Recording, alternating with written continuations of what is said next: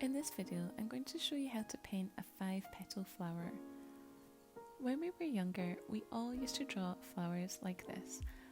5 basic curved shapes and a circle in the middle, a line for the stem, and then a curved leaf shape. So although that is really basic, we can actually use these shapes when we are painting our flower. So I'm going to show you how.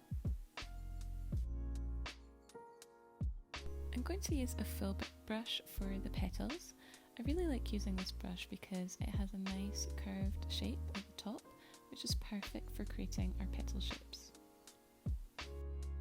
So I've just added some orange to my brush, and I'm going to use that basic drawing that we did to then paint in the shapes of our flower.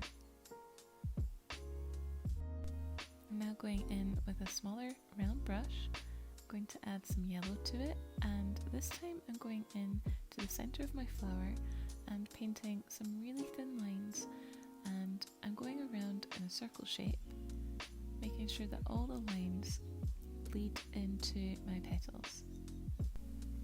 Now, just like our drawing that we did where we put the circle in the center of our flower, we're going to do a really similar thing here. We're just dabbing small little marks to create the center, and then adding some water just to merge that center in a little bit more. Next, I pick up some ochre colour with my brush, and this is just a darker shade of yellow, and again I'm dabbing around some of that center. I'm also adding a little bit of that colour onto the petals.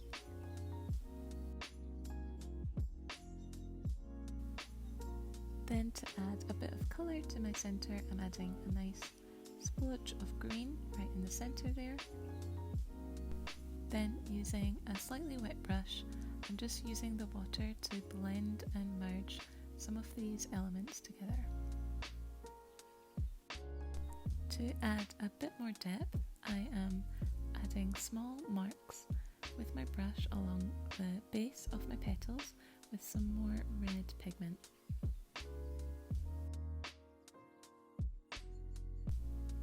Then to finish off my centre, I'm adding some dark brown to the bottom left corner of my circle.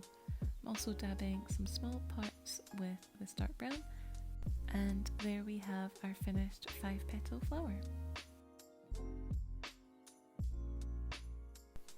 Now let's move on to doing our leaves. I'm going to start by basically drawing a line with my paintbrush, and then I'm using my brush with a bit more pressure to create my leaf shapes.